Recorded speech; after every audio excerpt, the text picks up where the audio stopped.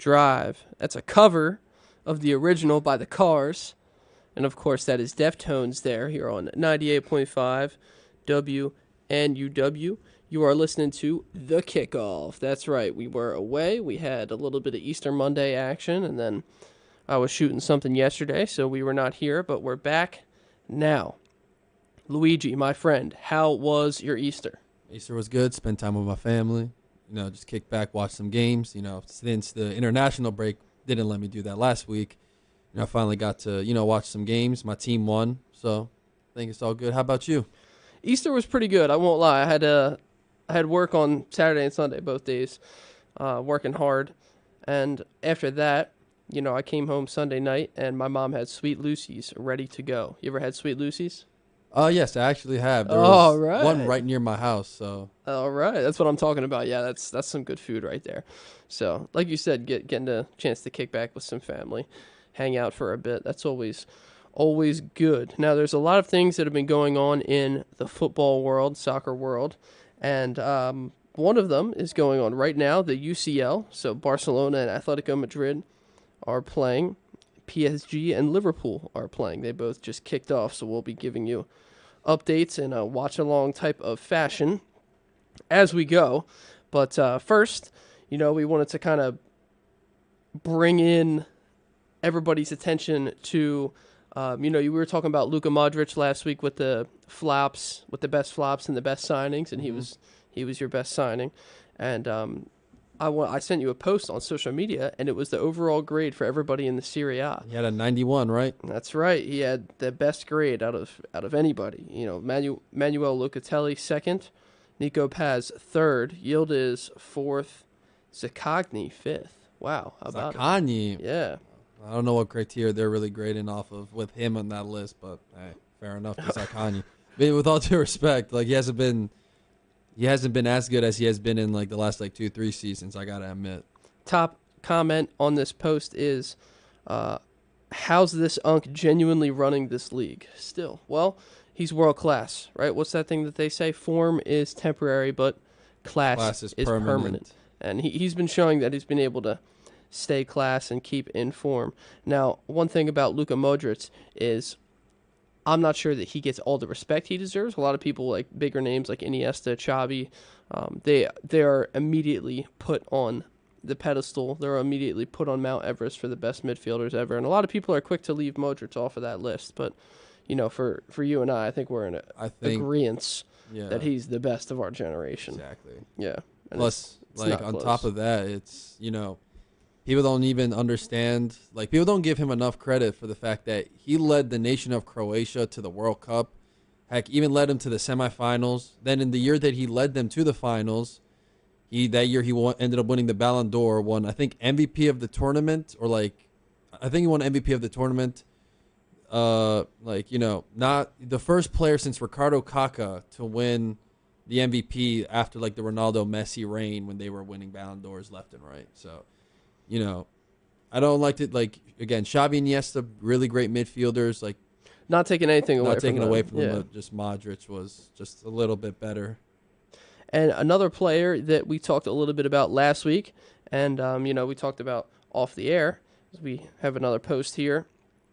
Fabrizio Romano actually was posting about Chelsea activating a release clause for Michael Olise's contract all the way back in 2023.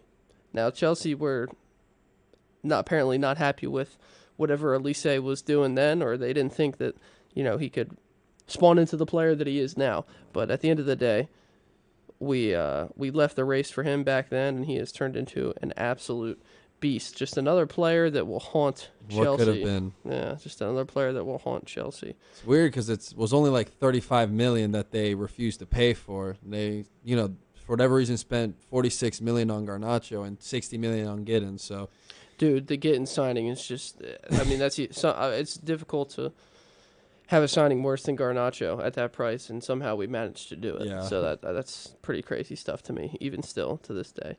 But yeah, those are two guys that we wanted to talk about real quick. I mean, obviously, there's a lot going on with the Champions League. We're going to give a rundown of what happened with the games yesterday. But first, another guy I wanted to ask you about, Alisson. Alisson is out. He's out for, we don't know how long, at least till the end of the season, right? Yeah, they said apparently out until the end of May or like early May-ish. Yeah, that's a big loss for Liverpool because they're already having a really difficult season, and Mamardashvili has not been as good as he was with Valencia. Right.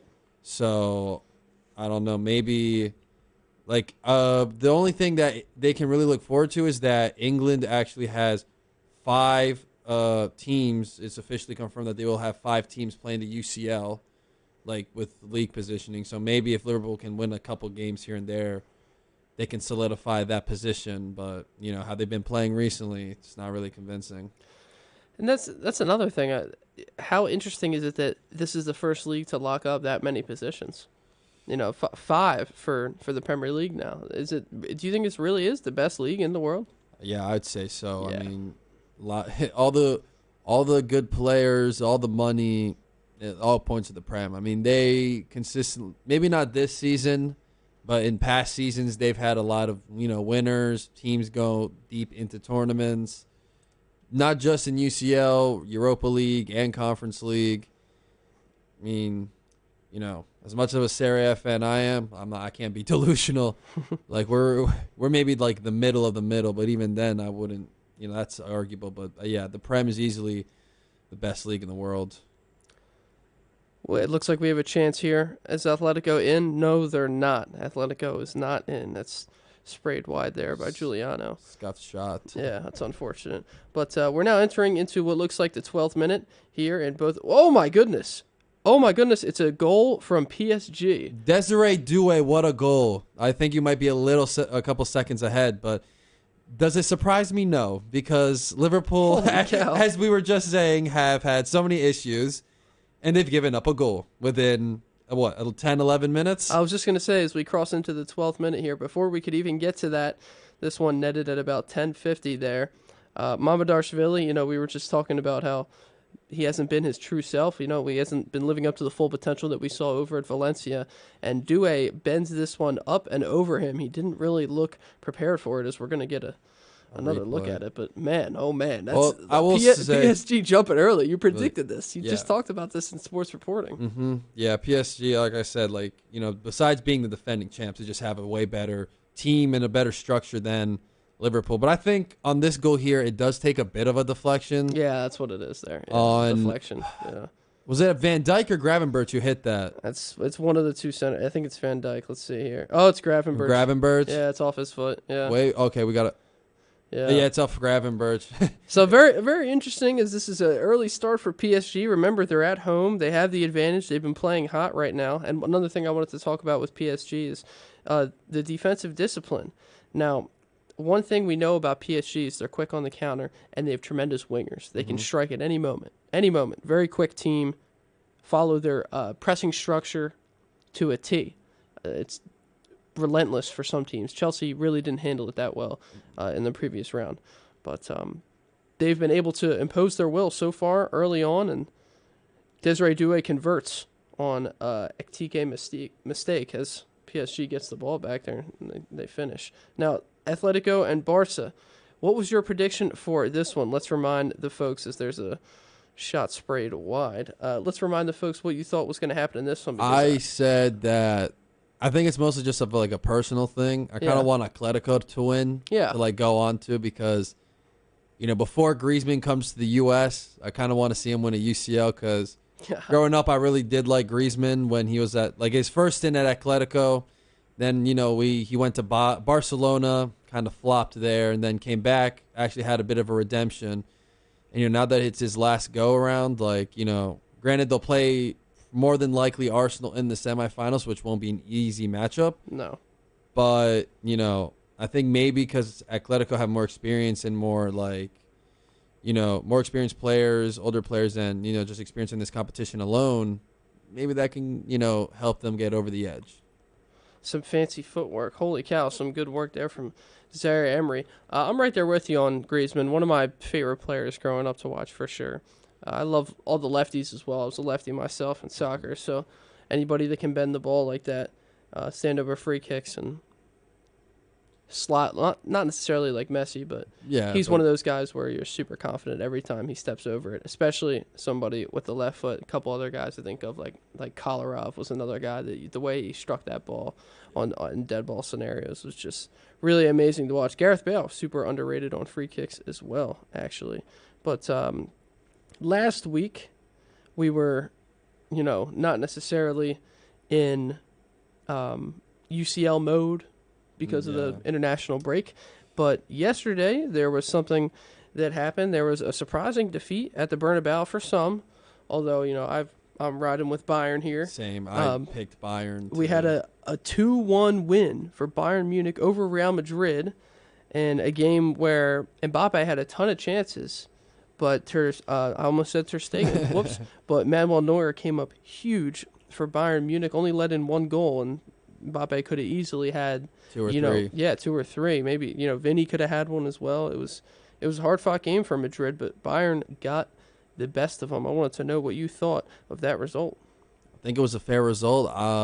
If anything, Bayern didn't finish their chances. I think Real was lucky to come away from that game losing just 1-2. Yeah, early on, Bayern were jumping on him. Like, Bayern also, like, Manuel Neuer just proven why he's the greatest goalkeeper, I would say, ever.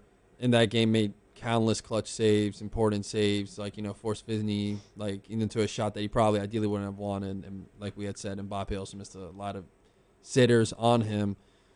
But, like, the Olise and Kane combination is just something that, like, needs to be studied because teams got to figure out how they're going to stop that, because if they don't, Bayern is just an unstoppable force to be reckoned with. And the thing is, it's crazy that their head coach, Company, is the same guy who got relegated with Burnley, and he got the jump up to Bayern.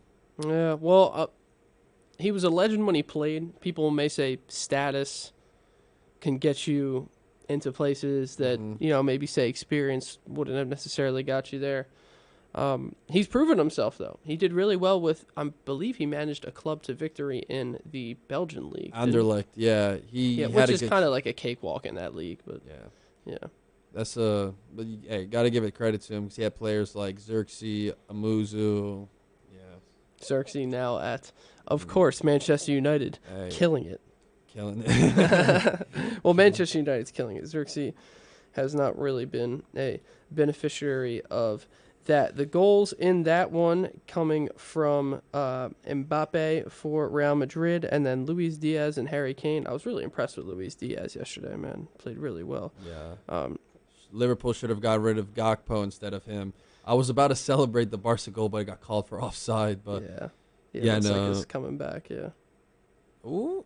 I think he's just a little off right there, yeah. Slightly, very slightly. A good move there, though. I mean, Rashford has been active early. That would have been a nice little assist for Yamal had it happened. Now, on the other side, it was Sporting and Arsenal. And it was a very Arsenal game, I tell you that. Yeah, it was a very Arsenal game. Sporting were all over him. Raya played incredible. Made 8 or 9 saves. I forget which one, but it was one of those two. Yeah. Yep, and Arsenal did prevail in the end. Yeah, with that one finishing 1-0. The subs helped him. Martinelli and Havertz came off the bench. Martinelli gave him a little dink. Havertz, just him in the goal. If you missed that, you got to shoot the man. Havertz, he's not missing that. A lot of people like to say that Havertz is not a good footballer. I saw him at Chelsea. I know what he's capable of. And even before that, I was a fan when he was at Leverkusen. He was standing out among some of the best attacking players in the Bundesliga at that time. So we know that he has finishing ability. We know that he can create even, a little bit, better than Odegaard at some times and some things. Odegaard is treacherous in front of the net.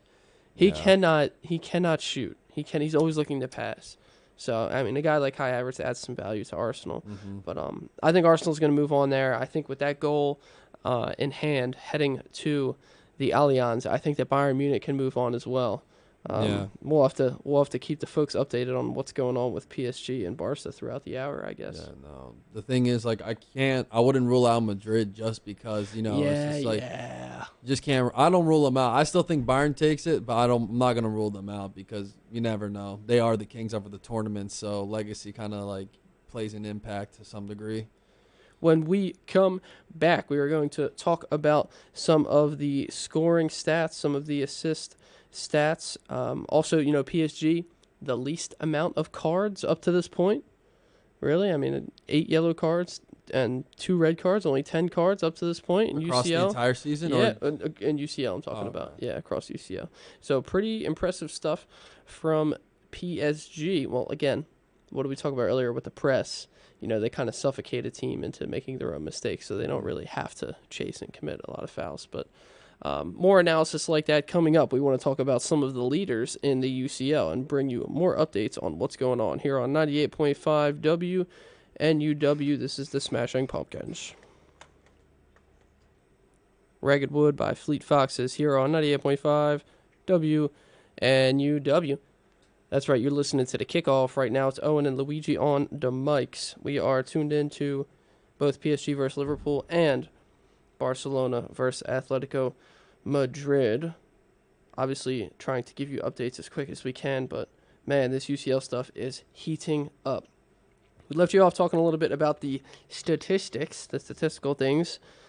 We love doing that. Obviously, Kylian Mbappe is atop the table as far as goals. He's in 10 games played. He's got 14 goals so far this UCL.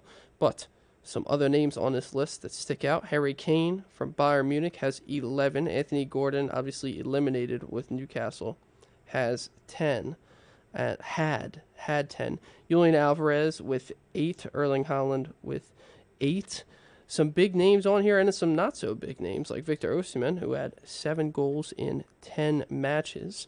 How much more difficult is it to score in the UCL, Luigi? I think it's pretty difficult because if you're a good player, you're going to have an entire defensive scheme set up just to stop you. Just for you, yeah. Just for you, if you're the main man, which can help the team out in a sense because it'll free up maybe space for like the wingers and like the creative midfielder in behind. But, I wanted to talk about Mbappe real quick. Oh, for sure. Noticing that he's got 14 goals. Dictator Mbappe. If he gets 4 more goals, he breaks Ronaldo's record of most goals in a UCL campaign, which I think is a little I can't really give him that because in this UCL format, there's more games in comparison to Ronaldo's when he got his 17 in I think 13, 14 games. Does speak to the greatness a little bit of Ronaldo's. There was another chance there for Marcus Rashford. And it looks like Liverpool had something going in the box as well, but nothing coming to fruition. Things heating up. Oh, boy. Now, 13. Remember, if Mbappe plays this one today, it'll be 11. And then the next two, 14. That would be 14 games before getting to the final. So, well, actually, yeah, the semis are still. Semis are 2, yeah. Yeah, there's still 2. Yeah, there's still 2. Man, what other league is going to give you that? 2 legs in the quarters and the semis. I mean, it's nuts. So much soccer. That's if it qualifies, though. Yeah, that's true. Ronaldo, do you think he was the best scorer that you've ever seen? Best finisher? Yeah. Yeah? I've seen, yeah. For a striker, he's easily... granted, I still think Messi's the greatest, but it's just Ronaldo, UCL, and just as a pure scorer in general... Not Patrick Bamford from when Leeds got called up that one time. Do you remember that? That was so good. And then he was unusable on FIFA because he was tall and slow. But good times. The sorry, I was looking at something there and it made me chuckle just a little bit. The assist numbers. Michael Olise is atop the table. Just another guy that we were talking about earlier. Both Bayern players, Michael Olise, Serge Gnabry, on opposing wings, have 6 and then 5 assists, good for most in the UCL. And then in only 9 games, running up and down that right-hand side for PSG, Achraf Hakimi, that's right. Pretty impressive stuff there from him. It's taken Vinny 13 games to get 4 assists, and Arda Güler has matched that amount in the same amount of games. Arda Güler, man, somebody that was expected to really kind of blow up on the big stage after he scored that banger for Turkey in the last competition. Was that the Euros or the World Cup? Euros. It was the Euros? Okay, I was going to say, too young for the other one. But Real Madrid just absolutely stacked with players, top to bottom. Of these 4 teams playing right now, PSG, Liverpool, Atletico Madrid and Barcelona. Who do you think would match up the best against Real Madrid? PSG. PSG. Yeah. Without a doubt, huh? Yeah, no, with all due respect to with all due respect to Liverpool, you're just this season you've fallen off incredibly. Atletico Madrid, that's just it for me. Atletico Madrid has a good team, and they did beat Real 5-2 at the beginning of this season, but I just think in an important fixture, Real will probably take it. Then Barca, they're just second to PSG. Barca, really good roster. They did lose to Real this season, but overall, they can still compete. And then PSG, I just think it's unbeatable because PSG, in the summer, at the Club World Cup, won 4-0 against them. Plus, PSG is not just focused; they have superstars, not just one outlet guy. The goals come from various different sources. The issue being with Real is that majority of the goals are just coming strictly from Mbappe and sometimes Vinny. And I don't think a team cannot be just solely dependent on 1-2 players. You need a whole coalition of players that are good. Like PSG, for example, because their wingers, their midfielders, heck, their wing backs, even their center backs, get into the figures of goals. They're a very, very well-oiled machine, and it looks like they could have been in there again as Milos Kerkez steps in to save the day. Holy cow. And a big save from Amadashvili just a couple moments ago. Yeah, I don't know if Liverpool is going to be able to withstand this pressure from PSG. They're applying it firmly, and Luis Enrique is outsmarting Arne Slot so far. So, do you think it's Slot out after this? Oh, 100%. Yeah. I mean, it's been Slot out. I'm not a Liverpool fan, but it's been Slot out. Yeah, after the whole thing with Mo Salah. It's not even that. It's just it's just tactical incompetence. Everything that you built, you just destroyed. You literally taught soccer, and now you literally forgot everything. And I don't get how that's possible in a span of under a year from winning the Prem. I saw a stat that last year Liverpool and PSG faced off against one another in the UCL in the same exact thing. Since that second leg loss, Liverpool is 29 for 58. Well, 29 wins out of 58 games, and I think it's 9 defeats and 20 draws or something like that. That's not good. No, it's not a good look at all. That's not. Yeah, if you're supposed to be a top four, they call it the Big Six. They call it the top four. If you're supposed to be a club playing in the best league in the world and maintaining your position at the top, you're not supposed to go on skids like that. You're supposed to get results no matter what. And 72-28 on the possession there. I was just trying to get a closer look at the computer so that I could correctly read the numbers. And that's obviously PSG Liverpool that we're talking about. PSG's all over them. But you never know. You never know. That's something that we talked about last week with Real Madrid and Bayern. If it comes down to it, straight back to it. That's a song by, I forget who that is. It might be Heady One. But if it comes down to it, game's on the line. Real Madrid's going to get the call. They will get the call. And 100%. Now, remember, keep in mind, they have the most yellows. I was talking about yellows earlier. They have the most. They have 25 yellows. Doesn't really surprise me. In the UCL. So it's they get away with all this stuff while being a dirty team. And a lot of people are scared to say it, but that's just kind of what happens over there in Madrid. It's a club that had players like Sergio Ramos and Pepe. With all due respect to Sergio Ramos and Pepe, really good center backs. But they at least averaged 5 red cards a season just between them two. 5-6 red cards just between them two. I was watching back the clip of Messi hitting the game winner. Was that 2017? 17. Yeah, he hit the game winner against where he took off his shirt Madrid. And he held it out like this. Yeah, dude. I watched a 25-minute highlight reel for that video, and he was just getting hammered. He was just getting hacked. Madrid is trying to take pieces out of him. Oh, yeah. It was disgusting, and they did it shamelessly for years. Oh, my God, what a save by Marmardashvili. Yeah, he's low-key keeping him in it right now. Yeah. This is big stuff here.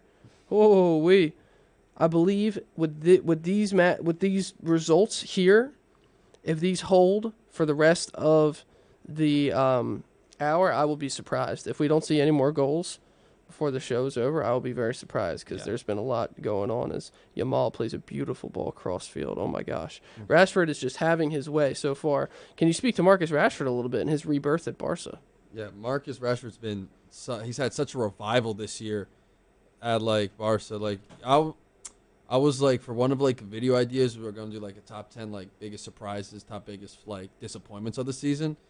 And I was like writing it down during the break, and Marcus Rashford, I think I had him at like 4 or 5. Like now he's down injured, of course, at the moment. We're trying to praise him, he's down, but like he's had a revival of a season. You know, he was basically a Man United outcast with you know, Amarim, like all the weird, you know, Amarim, I don't know what he was doing, but then he went to Aston Villa, had like a short revival, then, you know, summer of like speculations like where he's going to go. Barca, they're intending to like buy him, but they are trying to like renegotiate the buy option at like 30 million. They want to get like, you know, a little lower. They want him for a good price, for discount price. Yeah. But you know, at that point, they kind of just have to sell him because you can't keep Rashford on the team like that. You can just keep sending home repeated loans.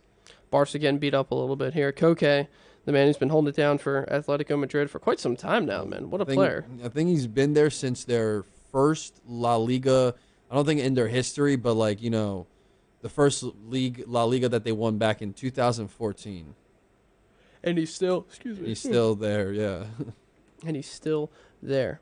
Alejandro, right? Alejandro Koke? I think it's just Koke. Like, I don't know his first name because usually, like, people just call him Koke. Yeah, you're right. It's just, no, it's Jorge. Jorge Koke. I still got Garnacho on the brain, man. Yeah. Still got Garnacho on the brain. Because I'm still frustrated that we ended up spending such a big slice of money on him, and then we get to see the post that Luigi sends me about Michael Olise and letting players like him walk. Because this is a great move from Liverpool here, and Frimpong goes for the shot instead of playing it across. Silly Jeremy Frimpong, man. And that's a guy that popped up in our biggest flops last week.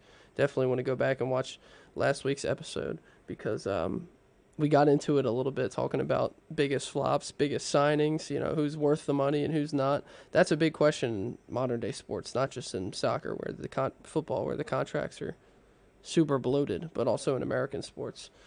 We are going to go to a short break here on 98.5 WNUW, but you don't want to go anywhere because when you come back, Luigi is going to get disheveled for the third week in a row when we talk about Italy and Italian football, the state of Italian football. Because, listen, as rough as it's been for the USA, we are still qualifying for World Cups. Don't go anywhere. This is Afraid by Two Hollis and Nate Sib. That right there is Phoenix by Portugal the Man and Marshmallow, the man that never takes off his helmet mask thingy. Holy cow, what a goal. We are bringing you a goal update in the Atletico Madrid game as Pubil picks up a yellow card. He will be missing the next match because of that, unfortunately. Julian Alvarez scores from the PK. Now it was... Free kick. Scores from the free kick. Now it was Pau Cubarsí that picked up the red for yanking down the Atletico Madrid player who was in on goal. And look at Alvarez converting on the free kick. How about it, Luigi? What a banger. And the reaction in the studio was... My God, it was warranted. It was so top bins, you know, just one of those classic, really good free kick goals where you just hit it perfectly, goes over the bar, you know, up and on, goes over the wall, under the bar, perfect goal. Barca at home here, but now they have a bit of a hill to climb with a red card and being a goal down. Man down, goal down. Not Simeone's about to park the bus like crazy now. Yeah. All 11 men behind the ball. Let's go. I love when managers do that. Although it does look like, oh my gosh. And he's having one, and it's a good save. So it almost looks like Barcelona were going to steal one back right there, but they did not. Before we sign off for the day, Luigi, I wanted to ask you, you know, I kind of know how you feel about it, but the people at home, they don't know. Being an Italian-American like yourself, being a big fan of the Italy national team, can't imagine how difficult that is. How do you feel with Italy missing yet another World Cup? They failed to qualify. I'm happy.